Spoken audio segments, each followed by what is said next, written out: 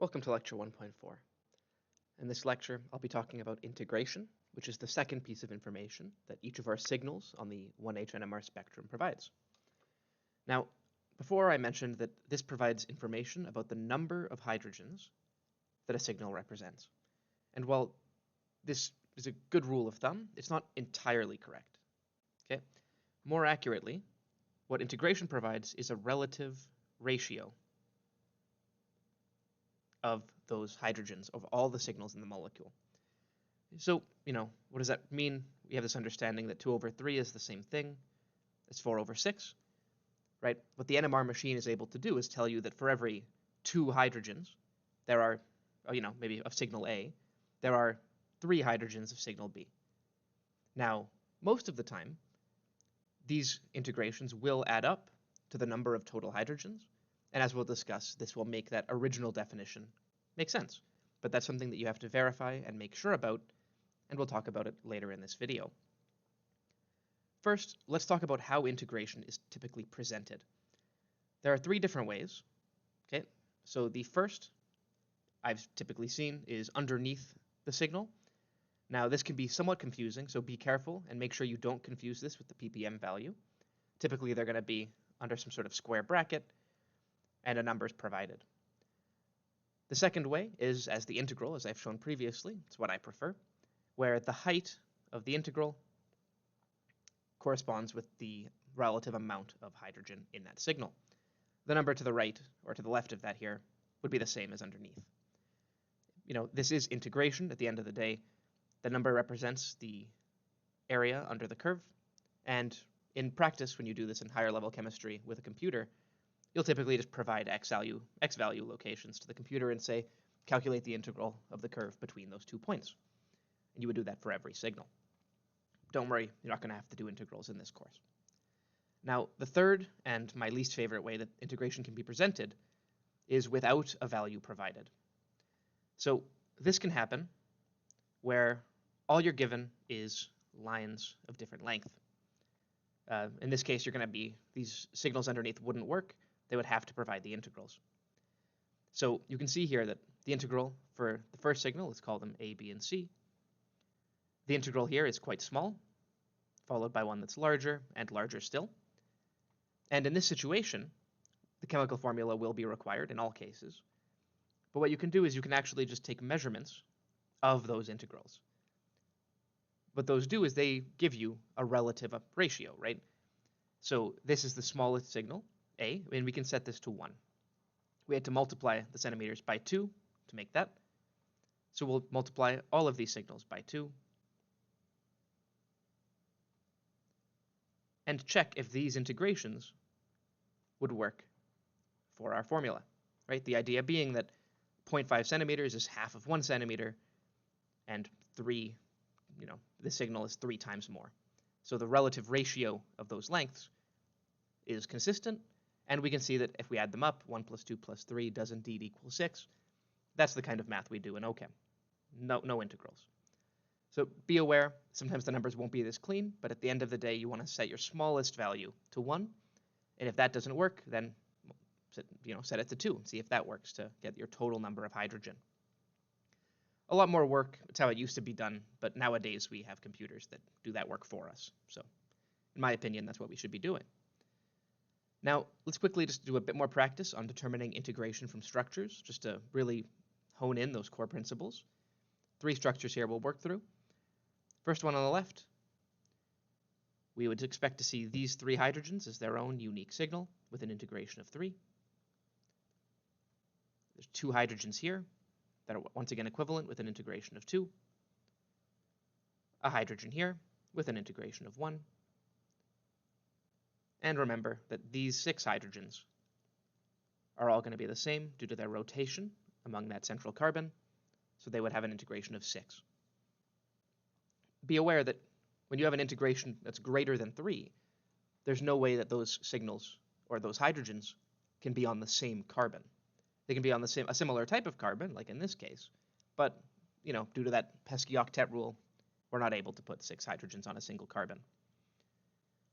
Looking at a more complex structure, we can see here that now we have a ring we have a hydrogen here with an integration of 1. And while many students might make this mistake, be aware that these two hydrogen signals are going to be different. Take a second to think why, despite being on the same carbon, these two hydrogens would show up as individual signals. The reason is that they are in a locked rotation situation. Right? This blue hydrogen is going to be cis to that chlorine, while the orange one is going to be trans to that chlorine, making them different. The same goes for these two signals here as well. These will be different as well. Integrations of 1 across the board. Each signal representing 1 hydrogen type. Then we have our OH hydrogen here from the hydroxyl group. That'll be an integration of 1 as well. And 3 distinct hydrogens on the benzene. So in total, there's going to be, this would be quite a difficult NMR with all these signals of integration 1, probably above the scope of anything you'd run into in introductory organic chemistry. Right? Dealing with this many signals with all the complex issues they would bring is typically going to require higher level ideas. Lastly, we can look at the integration of this one. Now, similar to previous, we have an integration of 1 signal on that carbon, and since we're in a locked situation, these hydrogens would be expected to be different. They would not be the same. Integrations of 1 and 1 respectively. Same goes for both of these.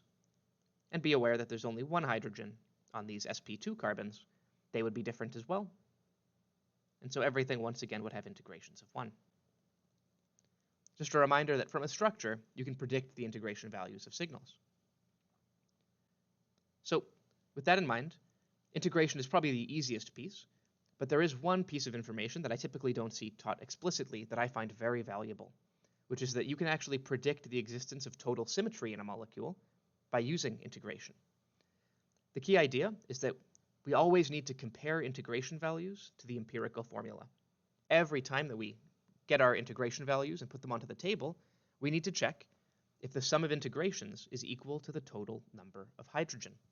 If they are, then you can make the assumption that the integration is equal to the number of hydrogens. Right? If a signal has an integration of 3, let's say, we know that that signal represents 3 hydrogens and might be something like a methyl group. Right?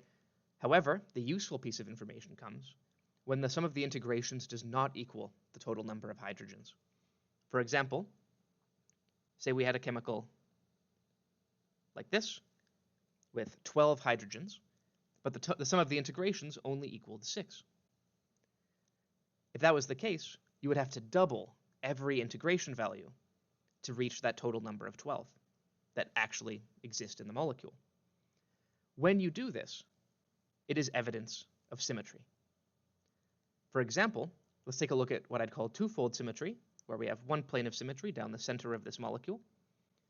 And as previously discussed in situations like this signal would be represented by A, and it would be the same as the 2 hydrogens on this side of the molecule. Right? They are chemically equivalent. Same with B, right? These 3 hydrogens that are represented by B will also show up here. So in reality, we have 6 hydrogens that are represented by B and 4 hydrogens that are represented by A. So 6 B hydrogens and 4 A hydrogens. The problem is that what the NMR machine actually produces, remember, is the relative ratio.